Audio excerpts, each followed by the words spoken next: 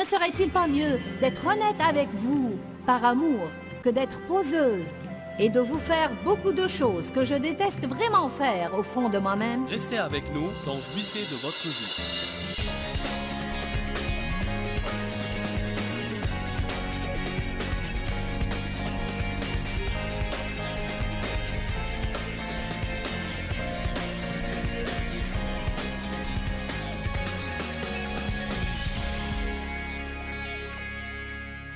Mentir est admis et fréquent aujourd'hui dans notre société, et ceci est vraiment triste. J'ai entendu une femme parler l'autre jour. Je ne participais pas à la conversation. Deux femmes étaient en train de discuter, et j'ai entendu ce qu'elles disaient. Je ne les connaissais pas. En fait, l'une d'elles parlait à l'autre à propos de quelqu'un, d'un homme qu'elle connaissait, qui allait la faire entrer dans une maison de vente en gros, où elle pourrait acheter des bijoux ou quelque chose de la sorte à bas prix. Et elle a dit, il m'a dit, on va te demander ton code d'imposition, mais dis que tu l'as oublié chez toi. Elle a dit, je leur ai dit que je l'ai oublié chez moi, et ça a marché. On m'a permis d'entrer. J'ai pensé, elle a obtenu les bijoux, mais elle a menti.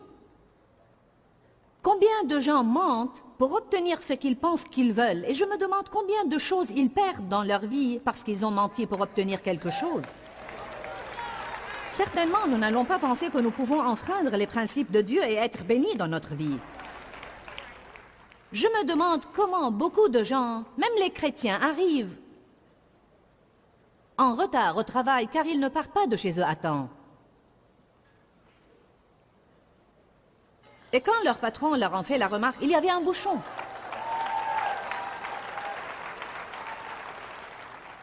Alors que la vérité est qu'il a planifié mal et il n'est pas parti à temps. Et qu'il a planifié mal et il n'est pas parti à temps.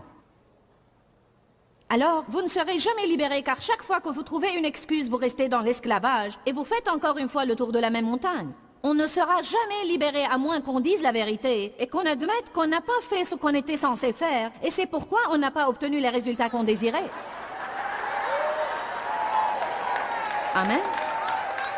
Je me demande combien de fois les gens vont à un certain endroit en toute hâte et quand ils ne trouvent pas une place de stationnement assez proche, ils se garent dans la place des handicapés.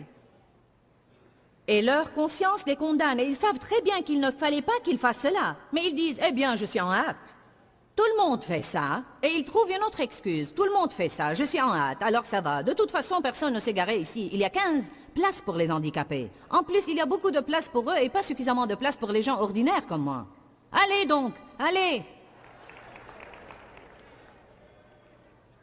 Menteur!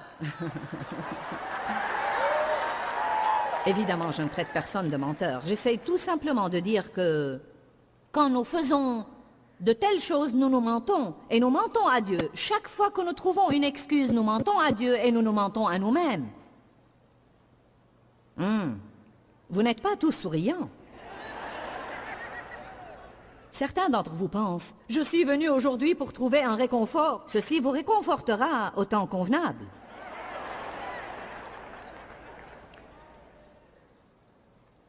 Proverbe 6, verset 16. Il y a 6 choses que l'Éternel déteste beaucoup, et même 7 qui lui sont en horreur. Les yeux hautains, l'esprit qui a une trop haute estime de lui-même et une trop basse estime des autres, la langue menteuse, les mains qui font couler le sang des innocents, le cœur qui médite des projets iniques et coupables, les pieds qui se hâtent de courir vers le mal, le faux témoin qui dit des mensonges même sous serment. C'est intéressant que mentir soit mentionné 2 fois dans la liste. Rien d'autre n'est mentionné 2 fois, mais mentir est mentionné 2 fois. Vous savez quelle est la 7e chose que le Seigneur non seulement déteste, mais la Bible dit qu'il l'a en horreur? Les gens qui sèment la discorde. Les gens qui font des commérages et les rapporteurs, et les gens qui vont d'une personne à une autre pour semer les querelles et les discordes. Non seulement il la déteste, mais il l'a en horreur. Très bien. On va lire une autre écriture qui est probablement l'une des écritures les plus importantes auxquelles nous allons nous référer. 2 Corinthiens 1, 17.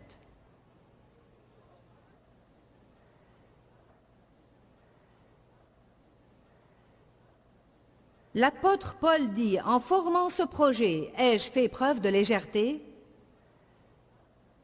Nous connaissons toute l'histoire ici, mais apparemment Paul avait changé de projet de voyage.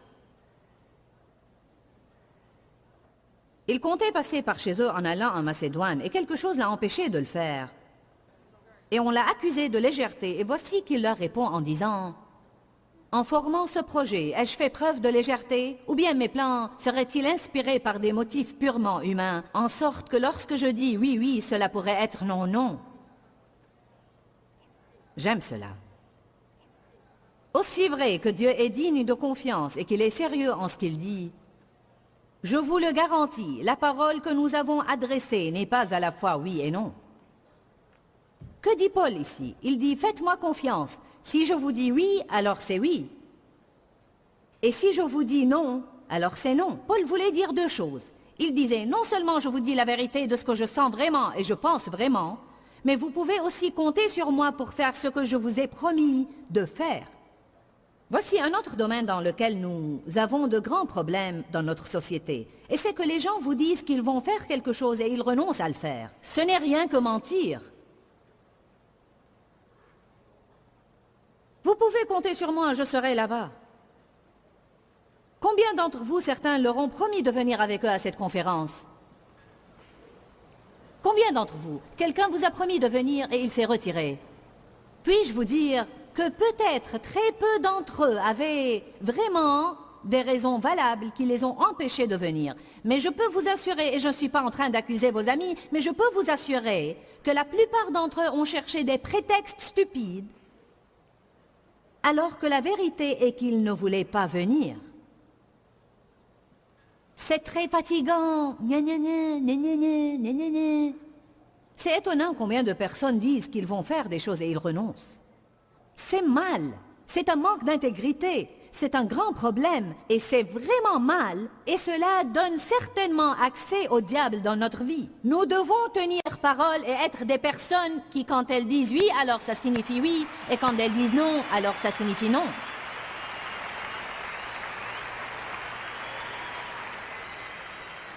C'est facile d'applaudir ça, mais laissez-moi vous dire comme il est difficile de le faire. Parce qu'on a tous un virus qui atteint nos langues. Pourquoi est-ce qu'on ne sort pas déjeuner? Oui, oui, je t'appellerai.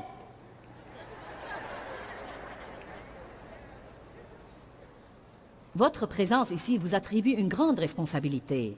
Car après avoir entendu ces choses-là, vous devez les mettre à exécution. C'est la vérité.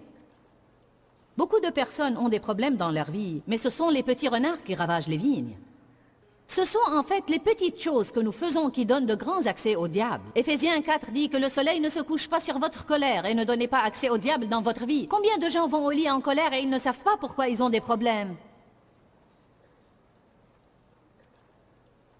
Et quand Dieu a commencé à nous ouvrir les yeux il y a des années sur l'intégrité, il a dit, je bénirai votre ministère si vous marchez dans l'intégrité. Et vous tenez à vos promesses. Et on a combattu ce bon combat pendant des années. Et je vous dis qu'il n'est pas toujours facile de tenir à ses promesses et de faire ce qu'on a dit qu'on allait faire. Je me rappelle qu'il m'arrivait beaucoup de fois de m'engager à prêcher quelque part à un groupe de 25 personnes. Et il y eut des temps où je recevais une invitation pour aller prêcher à des milliers et des milliers de personnes dans un endroit que je désirais vraiment visiter. Et je me sentais tentée d'appeler ce petit groupe et d'inventer une histoire pour renoncer à me présenter chez eux. Mais le Seigneur me disait, tu ne seras pas ointe si tu fais ça. Ça ne marchera pas. Tu ne seras pas béni si tu fais ça. Je ne crois pas que j'aurais reçu les bénédictions de Dieu dans ma vie si je n'avais pas tenu à mes promesses. Et parfois, tenir à vos promesses vous coûtera cher. Proverbe 15 dit, tenez à vos promesses même si ça va vous causer des blessures. En d'autres termes, donnez votre parole. Et même si ça va vous blesser, tenez parole. Nous parlons là du fait de marcher dans l'amour. Vous dites, qu'est-ce que ça a à voir avec l'amour? Beaucoup. Car si nous marchons dans l'amour avec Dieu, si nous aimons Dieu, nous lui dirons la vérité. Si nous voulons vraiment être honnêtes avec nous-mêmes, nous nous dirons la vérité. Comment puis-je vous dire que je vous aime si je vous trompe et je ne vous dis même pas la vérité? Paul a dit, quand je vous dis oui, c'est oui. En d'autres termes, si vous me demandez si je vais faire quelque chose et je vous dis oui, alors vous pouvez croire que je ne dis pas oui avec ma bouche alors que je dis dans mon cœur, je ne veux pas faire ça. Je me demande combien de fois les gens nous disent oui, oui, alors qu'au fond, ils ne veulent pas vraiment le faire.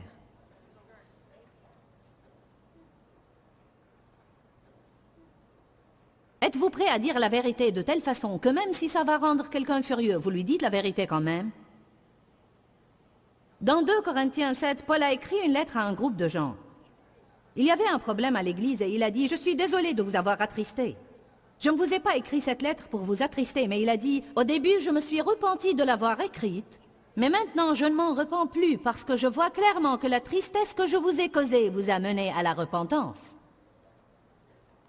Combien de fois j'avais à dire des choses dures aux employés? Je veux dire des paroles provocatrices qui les attristaient. Des choses comme, vous savez, vous n'êtes pas une personne excellente. Votre tenue est débraillée. Vous travaillez n'importe comment. Votre voiture est déglinguée. Elle est sale et pleine de déchets. Vous êtes médiocre. Nous ne sommes pas une organisation médiocre.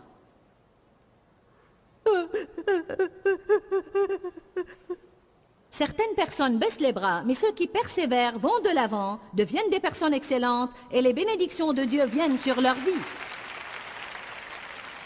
Vous dites, tu veux dire que tu parles comme ça aux gens? Évidemment, je ne fais pas venir dans mon bureau des personnes avec qui je n'ai aucune relation pour leur dire des choses pareilles. Je fais venir ceux qui connaissent mes enseignements et n'ont pas compris. Si souvent, on peut tergiverser ce qu'on essaye de dire de sorte que les gens ne le comprennent pas. Parfois, on peut être tellement évasif en ce qu'on essaye de dire que les gens finissent par ne rien comprendre de ce qu'on a dit. Je dis toujours aux personnes qui viennent à nos conférences, il se peut que vous n'aimiez pas tout ce que j'ai dit, mais quand vous partez, vous saurez ce que j'ai dit. Et c'est pour votre propre bien. Amen.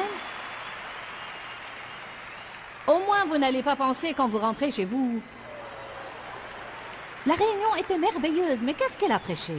Vous savez, c'était vraiment profond. Oui, monsieur, elle était vraiment ointe ce soir. Vous savez, parfois on pense que plus quelqu'un est profond, plus il est loin. Dites chez vous ce soir, elle m'a dit de ne pas mentir. Elle m'a appris à dire la vérité, à être honnête avec Dieu, à être honnête avec moi-même et à être honnête avec les gens. Et si je commence à faire ça, des changements positifs auront lieu dans ma vie. Amen. Allez, louez le Seigneur.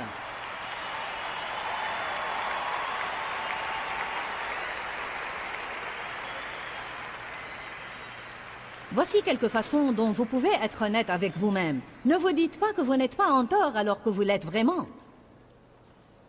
Dans le psaume 51, nous voyons que David s'est menti pour plus d'1 an concernant son péché avec Bathsheba. Pour plus d'1 an, il n'a pas fait face à la vérité concernant son péché avec Bathsheba et le meurtre de son mari Uri. Je ne sais pas ce que l'homme pensait, mais il ne faisait pas face à la vérité et Dieu avait à envoyer le prophète Nathan pour le confronter. La plupart des fois que nous connaissons des ennuis avec nos patrons, Dieu nous a déjà prévenus, mais nous n'avons pas écouté. Quand le patron vous appelle pour vous corriger à cause de votre retard, Dieu a déjà essayé de vous prévenir 50 fois. Ou quand il vous appelle pour vous parler de votre attitude, Dieu vous en a déjà parlé plusieurs fois. Amen. Combien de fois Dieu avait essayé de confronter David, mais ce dernier se dérobait à la responsabilité. Puis Dieu l'a confronté à travers le prophète, puis il en est arrivé au point où il a commencé vraiment et sincèrement à se repentir. Et il a dit dans le psaume 51, verset 6, « Ô Seigneur, tu veux que la vérité soit au fond du cœur. » Commençons à être honnêtes avec nous-mêmes. Ne vous dites pas que vous n'êtes pas en tort alors que vous l'êtes vraiment. Ne trouvez pas des excuses, elles ne sont que des raisons remplies par des mensonges. Avez-vous tellement menti à vous-même ou aux autres que vous ne savez plus ce que vous voulez ou vous ne voulez pas, ce dont vous avez besoin ou vous n'avez pas besoin? En fait, j'aime cela. Parfois, si j'ai quelque chose, je suis en train de manger quelque chose ou de faire quelque chose, et je dis à quelqu'un, « Veux-tu un peu de ça? »« Oh non, non, merci beaucoup. » Alors que je sais très bien qu'il en veut. Je peux déduire qu'il en veut. Et puis je lui dis, allez, je t'en prie, prends une portion. Il me dit, bon, merci beaucoup, merci. Ne me demandez pas si je veux quelque chose si vous ne voulez pas le donner, car si je le veux, je vais le prendre. Dave dit, parfois tu dépasses tous ceux que je connais. Une fois, nous sommes sortis avec un prédicateur que je ne connaissais pas bien. Il avait des frites qui avaient l'air délicieux. J'ai dit, ça te dérange si je prends la dîme de tes frites? Ne fait-on pas ça? Quelqu'un nous dit, vous en voulez? Non, non, non, merci. Alors que nous pensons, demande-moi encore une fois, allez, insiste pour que j'en prenne. Quel mal y a-t-il à dire, oui, merci, je voudrais bien en avoir un peu? Ceci vous empêcherait d'agir stupidement. Ceci est amusant pour moi, même si ça ne l'est pas pour vous.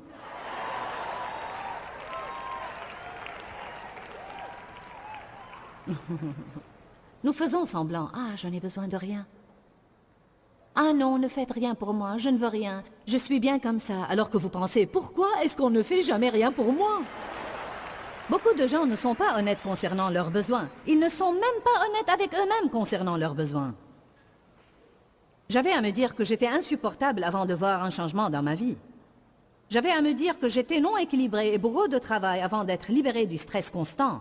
Ensuite, j'avais à arrêter d'attribuer la responsabilité de ma frustration aux gens alors que je faisais moi-même mon programme. Et je me causais beaucoup d'ennuis. Et je me causais du stress et les autres n'avaient rien à voir avec ça, c'était de ma faute. Peut-être que beaucoup de gens qui sont présents ici ou qui sont assis devant leur télé sont stressés tout le temps et ils rejettent la responsabilité sur leur programme. Et ils en veulent à leurs enfants et à tout le monde. Vous savez ce que Dieu m'a dit? Écoute Joyce, c'est toi qui fais ton programme, pas moi. Qu'est-ce qui se passerait à votre avis si on commençait à dire non à certaines choses auxquelles on voulait vraiment dire non? Au lieu de dire oui à tout alors que nous pensons, comment puis-je ajouter encore une seule chose à mon programme? Mais je ne veux pas les rendre furieux. Je ne veux pas blesser leurs sentiments. Tu les traites pire en leur mentant qu'en leur disant la vérité. Ne serait-il pas mieux d'être honnête avec vous, par amour, que d'être poseuse et de vous faire beaucoup de choses que je déteste vraiment faire au fond de moi-même?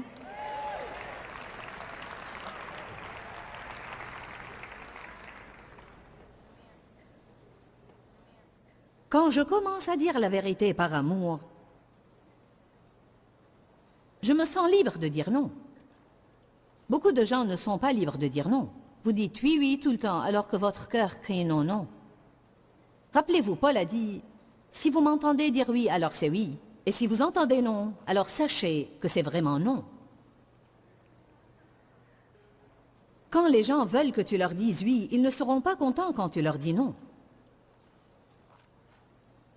Les gens qui sont mûrs spirituellement et qui sont de vrais amis vous permettront de dire non sans se mettre en colère contre vous. Parce que ceux qui vous aiment vraiment vous mettront en liberté. Ils vous donneront toute liberté pour être qui vous êtes et ils vous aideront à faire ce que vous voulez faire et ils n'insisteront pas pour que vous fassiez ce qu'ils veulent. Je me rappelle quand Dave et moi avions beaucoup de problèmes dans notre relation et c'était de ma faute parce que je voulais contrôler tout. Je manquais de sécurité, alors je voulais toujours que les gens me prouvent qu'ils m'aimaient vraiment. Les gens qui manquent de sécurité, vous avez du mal à avoir des relations avec eux parce que vous sentez que vous ne pouvez pas être honnête avec eux. Est-ce que je dis la vérité? Je me rappelle des moments où nous rentrions chez nous après ces conférences. Et Dave voulait aller au cours de golf. Il aime jouer au golf, c'est une chose qu'il aime vraiment faire. Pour lui, c'est vraiment une détente, c'est une échappatoire à la frustration pour lui. Je me mettais en colère contre lui parce que je pensais, je disais, tu ne cherches qu'à t'amuser. J'ai travaillé tout le week-end alors que tu ne faisais qu'écouter. Et maintenant nous allons rentrer chez nous et toi tu vas sortir pour t'amuser et me laisser seule. Mais je ne comprenais pas qu'il travaillait lui aussi. Mais d'une différente façon. Vous savez, il est difficile de s'asseoir comme ça, week-end après week-end après week-end et d'écouter la même chose encore et je ne sais combien de fois. Il doit certainement être fatigué quand il rentre chez lui. Amen. Vous serez fatigué quand vous rentrerez chez vous et tout ce que vous avez fait, c'est m'écouter tout le week-end. Je serai fatigué, mais nous serons fatigués de différentes façons. Pour des années, je me mettais en colère quand nous rentrions chez nous et qu'il voulait jouer au golf les dimanches. Ma première question était « Et moi alors? Et moi alors? Et moi alors? Et moi alors ?» Non, je ne vais pas faire le robot, je ne vais pas faire ça ce soir. L'égoïsme n'est pas de l'amour. Alors, je disais « Et moi alors? Et moi alors? Tu ne penses qu'à toi? Vous savez quoi? Je n'aimais pas Dave vraiment. Je voulais que Dave m'aime, mais je n'étais pas en train de vraiment l'aimer. Je ne lui permettais pas d'être vraiment honnête avec moi concernant ses besoins et ses désirs. Je voulais qu'il prenne soin de moi. Rappelez-vous, j'ai dit que si nous allons être honnêtes avec les autres, nous devons leur permettre d'être honnêtes avec nous. J'ai changé de telle sorte que maintenant, presque chaque fois que nous rentrons chez nous après les séminaires, Dave change ses habits et va au cours de golf. Et je suis très heureuse maintenant.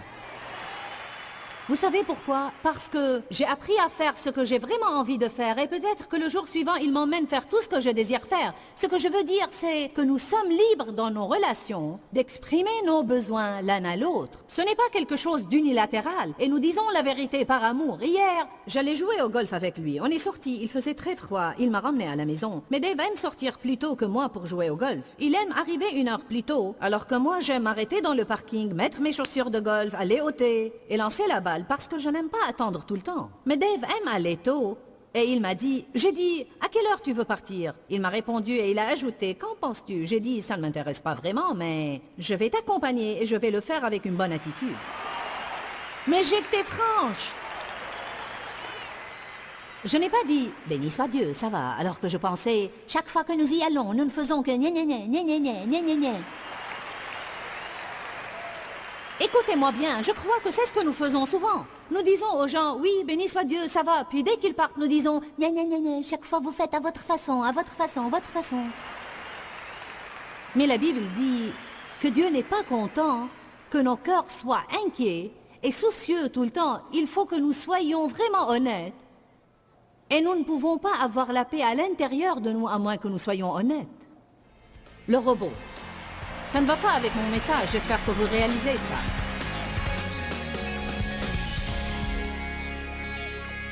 Dire la vérité par amour est un sujet très important. Je crois que nous pouvons dire que c'est un sujet délicat parce que la vérité blesse parfois et nous ne voulons pas blesser les autres. Alors comment faire? Je crois que nous pouvons assaisonner nos paroles, ajouter du sel à nos paroles pour ainsi dire, c'est-à-dire faire attention comment nous disons les choses. Nous pouvons dire les choses de la meilleure façon possible, d'une manière aussi douce que possible. La Bible dit dans Jean chapitre 8 que c'est la vérité mise en pratique dans notre vie qui nous affranchit. Je crois que même dans les relations, si nous ne sommes pas honnêtes, nous entravons le développement et le progrès de ces relations ainsi que notre cheminement dans l'amour. Alors je veux vous encourager à apprendre autant que possible à propos du fait de dire la vérité par amour. Et c'est ainsi que nous grandirons. N'oubliez pas qu'il y a la vie dans la parole. Quand, Seigneur, quand? Dans ce livret, Joyce Meyer vous apprend à faire confiance au temps de Dieu. Pour obtenir ce livret gratuitement, écrivez-nous à Joyce Meyer, boîte postale 40095-6300, Larnaca, Chypre. Ou bien visitez notre site web www.joycemeyer.org/fr.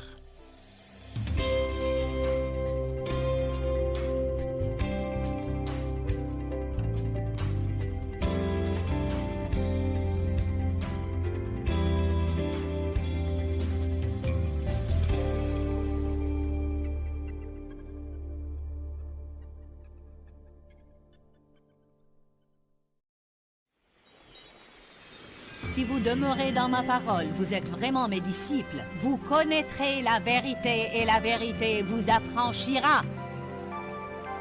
Restez avec nous dans Jouissez de votre vie.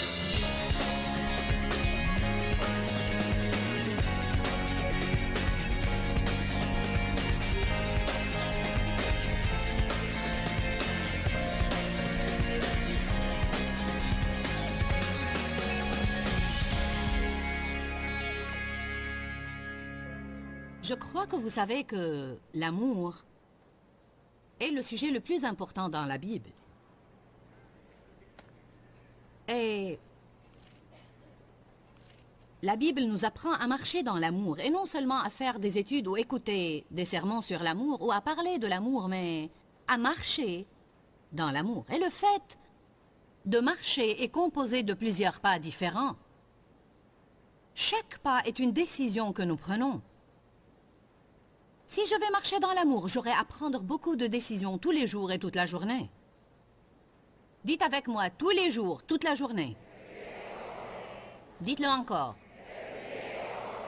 Car c'est ridicule de penser que les choses vont se passer automatiquement. Nous avons à prendre la décision de traiter les gens d'une certaine façon ou de ne pas les traiter d'une certaine façon. Si nous voulons marcher dans l'amour, je répète, le fait de marcher est composé de plusieurs pas et tout pas représente une décision. Si je vais marcher dans l'amour, j'aurai à prendre beaucoup de décisions. L'amour n'est pas un sentiment. Je n'aime pas les gens tout simplement parce que j'ai des sentiments envers eux. Je n'aime pas les gens parce que je me sens bien avec eux ou je m'amuse avec eux. L'amour est en gros une décision que je prends d'agir d'une certaine façon. Amen. Bon, et bien que j'ai fait cela dans des enseignements précédents dans cette série, je voudrais juste prendre quelques minutes pour essayer de vous parler de l'importance que nous devons attacher à l'amour. Je me demande combien de temps vous avez passé à étudier l'amour. Je me demande combien de livres vous avez lus sur l'amour ou combien d'enseignements vous avez écoutés sur l'amour. Combien de fois dans votre vie chrétienne vous avez lu 1 Corinthiens chapitre 13 ou combien de fois vous avez sorti votre dictionnaire et cherché le mot amour ou vous avez sorti votre dictionnaire grec et cherché le mot amour. Nous avons à étudier l'amour. Nous devons l'étudier plus que la prospérité. Nous devons l'étudier plus que le succès. Vous dites, j'étudie beaucoup la foi, mais la Bible dit que la foi est agissante par l'amour. Alors si vous n'avez pas un bon cheminement dans l'amour, votre foi ne sera pas agissante. Tout d'abord, si vous ne marchez pas dans l'amour, vous serez en colère contre beaucoup de gens. Car il y aura toujours quelqu'un qui cherchera à vous exaspérer et à nous exaspérer tous les jours. Nous risquons d'être vexés peut-être 100 fois par semaine si nous ne savons pas comment couvrir les offenses par l'amour. Alors, si nous sommes en colère contre tout le monde, nos prières ne seront pas agissantes. Alors, peu importe combien nous étudions la foi, si nous ne marchons pas dans l'amour, notre foi ne sera pas agissante. Il y a des gens qui prient, mais ils n'auront pas leur percée car ils sont en colère contre quelqu'un. La Bible dit, si nous ne pardonnons pas aux autres, Dieu ne nous pardonnera pas. Il a ajouté ça juste après avoir dit dans Marc 11 qu'il était nécessaire de prier. Éphésiens 5:1 dit, devenez donc les imitateurs de Dieu. Comment Dieu agit-il? Imitez-le et suivez son exemple. Comme des enfants bien-aimés imitent leur Père terrestre. Et marchez dans l'amour.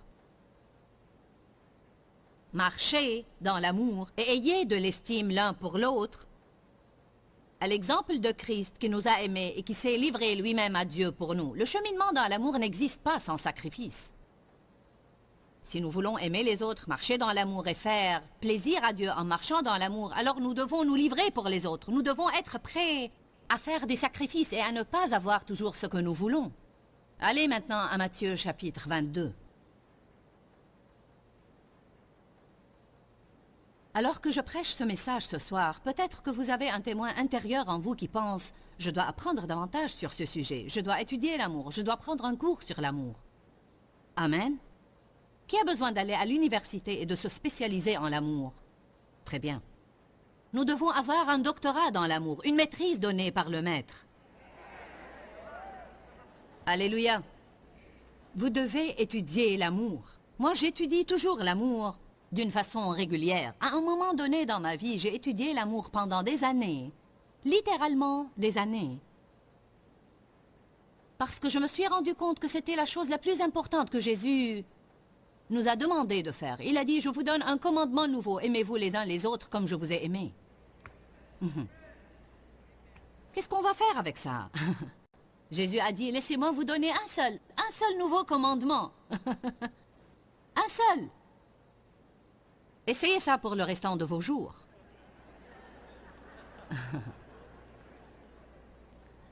Matthieu 22. Commençons par le verset 35. Et l'un d'eux, docteur de la loi, lui fit cette question pour l'éprouver. Maître, quel est le plus grand et le plus important commandement? Le commandement principal de la loi. La Bible amplifiée dit, certains sont faciles. Lesquels sont durs? Jésus lui répondit, tu aimeras le Seigneur ton Dieu de tout ton cœur, de toute ton âme et de toute ta pensée. C'est le premier, le plus grand et le plus important commandement. Et voici le second qui lui est semblable. Tu aimeras ton prochain comme toi-même. Alors je vois ici 3 relations dans lesquelles je dois tenir à marcher dans l'amour. Je dois aimer Dieu de tout mon cœur, de toute mon âme et de toute ma pensée. Aimer ma personne d'une façon équilibrée et non pas d'une façon égoïste et égocentrique. Tu aimeras ton prochain comme toi-même. Si nous n'aimons pas notre personne, comment aimerions-nous les autres? Je crois vraiment que le monde est plein de personnes et même de chrétiens qui essayent d'aimer les autres pour obéir au message chrétien, mais ils n'aiment pas vraiment leur personne. Et je vais dire cela encore une fois parce qu'il faut savoir cela. Vous ne pouvez pas donner ce que vous n'avez pas. Si vous ne savez pas comment recevoir la miséricorde de Dieu pour vous-même, pour vos fautes, pour vos gaffes et pour vos erreurs, alors comment pourriez-vous être miséricordieux avec les autres? Alors vous devez recevoir l'amour de Dieu pour vous-même comme un don gratuit, et non pas comme si vous le méritiez, mais vous le recevez comme un don de Dieu, et ensuite vous commencerez à croire que le Seigneur vous aime, et puisque vous croyez que le Seigneur vous aime, alors ça va si vous aimez votre personne. À ce moment-là, vous aurez quelque chose que vous pouvez donner. L'amour a plusieurs facettes, ou plusieurs faces.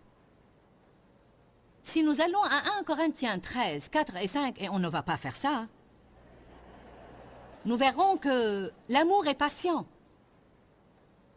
Alors si quelqu'un ne travaille pas aussi rapidement que je voudrais, et je suis pressée, et je veux que le travail soit achevé, mais je me rends compte qu'il fait de son mieux et je choisis d'être patiente avec lui, alors je serai en train de marcher dans l'amour.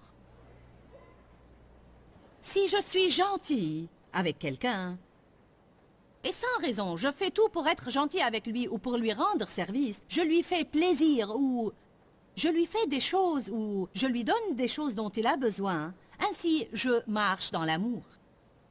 Si je suis heureuse que les autres soient bénis et je ne suis pas jalouse et je ne les envie pas, alors je marche dans l'amour. Si je ne suis pas dure envers les autres, alors je marche dans l'amour. Et vous pouvez être mis à l'épreuve à cet égard en sortant du parking ce soir. Je pense parfois que les chrétiens se transforment en d'autres créatures quand ils se mettent au volant. Nous avons nos autocollants, mais il nous faut plus que ça.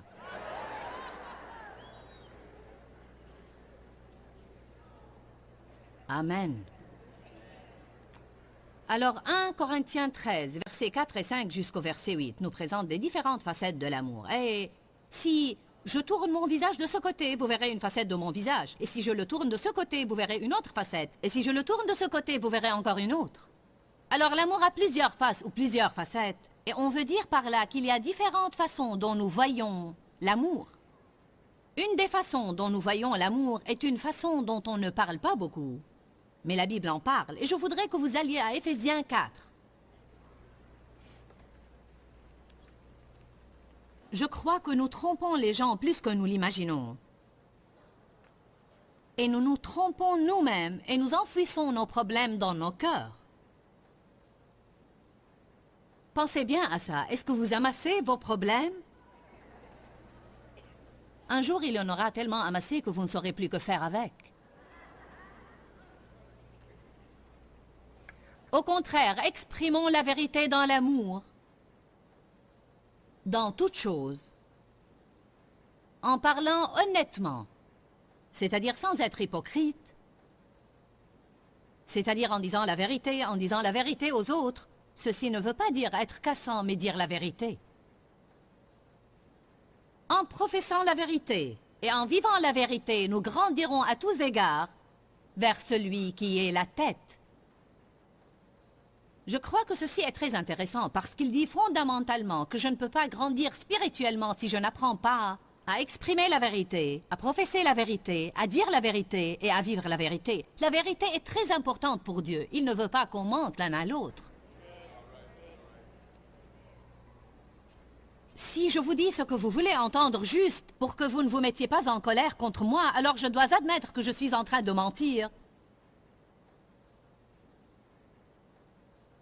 Et je dois admettre que mentir est un péché. J'ai lu un rapport qui dit qu'en moyenne, ceci semble incroyable, mais il dit qu'en moyenne, l'homme ment 200 fois par jour.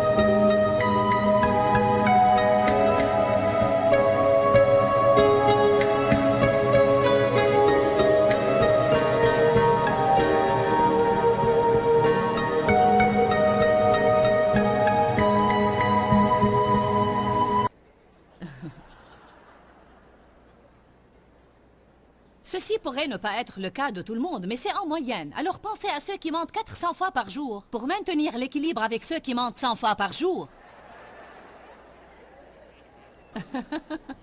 Vous savez, nous mentons beaucoup. C'est comme... Comment vas-tu, frère? Très bien, que Dieu soit béni. Alors qu'en vérité, vous êtes tellement enragé et enflammé de colère. Ou bien vous traversez vraiment une période difficile et vous n'êtes pas du tout bien. Comment vas-tu? Béni soit Dieu, ça va, gloire à Dieu, merci Jésus. Amen. Mensonge, mensonge, mensonge. Vous dites, suis-je censé raconter mes histoires à tout le monde? Non, pas vraiment, mais à mon avis, je crois que nous pouvons répondre franchement et honnêtement sans pour autant être négatifs. Je crois que nous pouvons être honnêtes sans nous défouler sur les autres. C'est vrai que personne ne veut vous entendre parler de vos problèmes chaque fois qu'il vous rencontre. Je ne dois pas être négative et saper le moral de tout le monde. Mais peut-être quand quelqu'un me dit « Comment vas-tu ?» je pourrais répondre « Tu sais quoi? En Christ, je vais bien, mais dans la chair, j'ai besoin de m'améliorer. »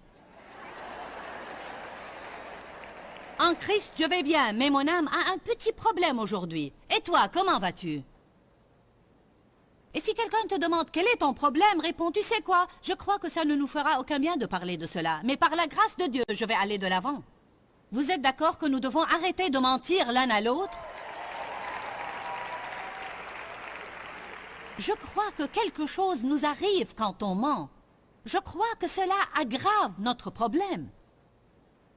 Je crois que quand nous sommes honnêtes, nous nous sentons libérés, mais quand nous cachons nos problèmes, nous les gardons à l'intérieur de nous. Et nous nous sentons extrêmement seuls dans nos problèmes, et nous nous sentons piégés dans notre situation parce que nous ne sommes pas vraiment honnêtes et nous n'exprimons pas la vérité. Je vais essayer de présenter cela d'une façon équilibrée, car quand je dis « exprimer la vérité dans l'amour », cela ne veut pas dire que vous êtes libre de dire à tout le monde ce que vous pensez à propos de tout.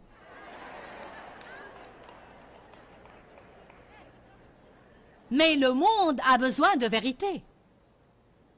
Il a besoin de gens qui sont prêts à être honnêtes l'un avec l'autre, même si ça veut dire que vous allez vous mettre en colère contre moi.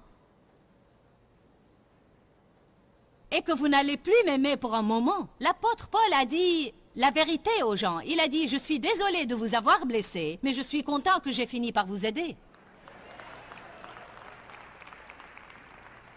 Si souvent nous disons aux gens ce qu'ils veulent entendre pour leur faire plaisir ou bien il y a quelqu'un qui manque de sécurité et qui se fâche facilement et nous ne voulons pas avoir des problèmes, alors nous lui disons ce qu'il veut entendre pour qu'il ne se fâche pas. Je vais vous dire quelque chose, Jésus ne fait pas ça. Ne lui demandez rien si vous ne voulez pas la vérité.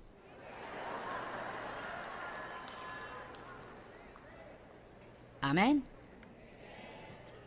Vous lui dites, « Oh Seigneur, qu'est-ce qui ne va pas en moi ?» Et il vous répond, « Les gens ont du mal à s'entendre avec toi, c'est ce qui ne va pas en toi. »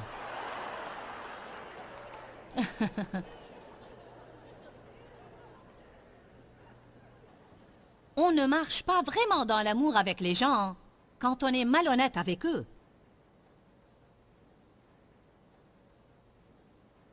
Si nous voulons marcher dans l'amour, nous devons apprendre à être honnêtes avec Dieu. N'essayez pas de tromper Dieu quand vous priez.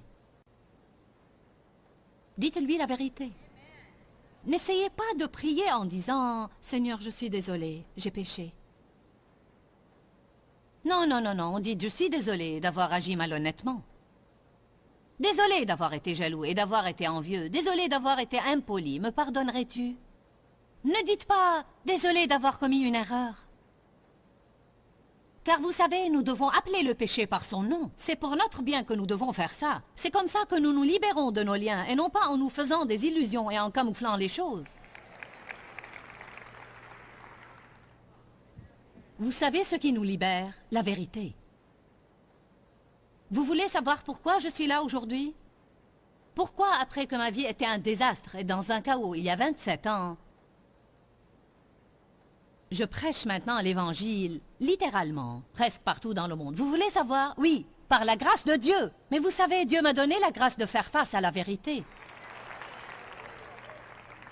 La vérité. Le monde est affamé de vérité.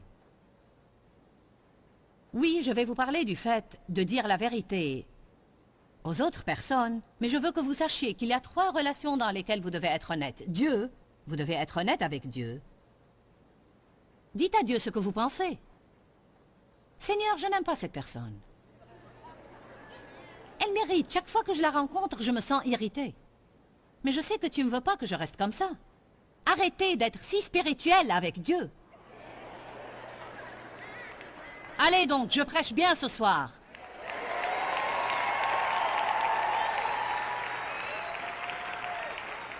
Nous pouvons être honnêtes avec Dieu parce qu'il sait tout de toute façon. Il est omniscient, il sait tout ce que je pense vraiment des gens. Il sait si je veux vraiment faire les choses ou non. Il sait tout. Il m'est arrivé des fois de prier et de dire « Tu sais, Seigneur, je n'ai pas vraiment envie de prier. Je préfère regarder la télé. Mais je vais prier parce que tu es plus important pour moi. Tu as la priorité. Alors interviens et aide-moi à changer d'attitude. » Ne croyez-vous pas qu'il vaut mieux être honnête? Ne croyez-vous pas que Dieu apprécie l'honnêteté plus que le fait de mentir? Certains d'entre vous s'élèveront à un niveau plus haut spirituellement s'ils commencent à être honnêtes avec Dieu, à être honnêtes et francs. Amen? Vous devez être honnête avec Dieu et vous devez être honnête avec vous-même. Il y a quelque chose qui m'effraie et je crois qu'il est bien d'en être effrayé et c'est de se décevoir soi-même. Je me demande combien de fois nous nous faisons des illusions. En fait, parmi les 200 mensonges que les gens disent par jour, combien de mensonges sont des illusions que nous nous faisons à propos de nous-mêmes? Il faut qu'on commence à prier pour ne pas se faire des illusions. Seigneur, aide-moi à ne pas me faire des illusions.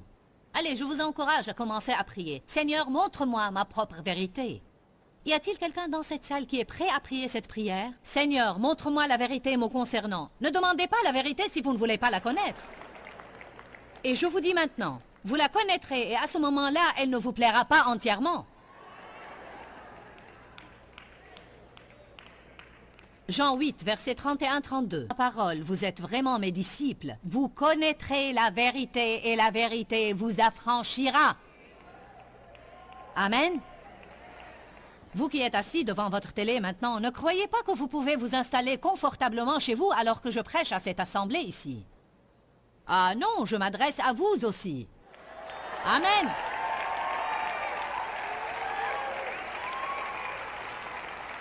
Je vous encourage ce soir à prier. Seigneur, montre-moi la vérité sur ma personne. Et quand vous faites ça, vaut mieux que vous attachiez vos ceintures. Parce que la vérité vous libérera, mais avant, elle vous secouera dans toutes les directions.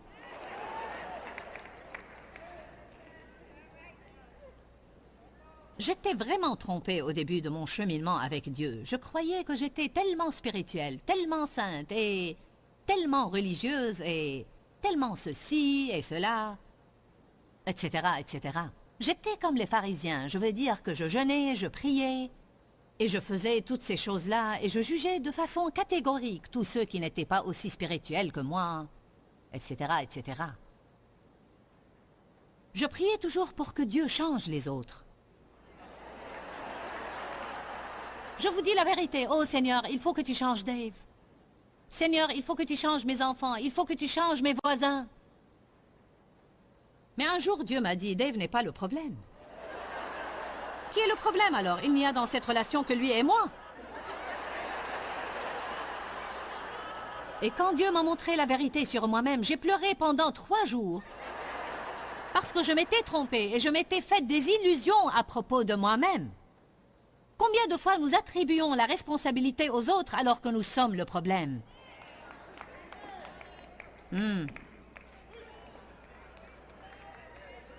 Amen. C'est difficile de faire face à notre propre vérité et c'est facile de critiquer la vérité des autres. Oh, nous avons une trop haute opinion de nous-mêmes et Paul nous a mis en garde contre cela. Alors nous devons être honnêtes avec Dieu, nous devons être francs avec Dieu. Comprenez bien cela, soyez honnêtes avec Dieu. Nous devons être honnêtes avec nous-mêmes, nous devons prier pour que le Seigneur illumine les yeux de nos cœurs et que nous ne nous fassions pas des illusions à propos de nous-mêmes. Combien d'entre vous savent que nous avons vraiment besoin de prier pour ne pas être trompés?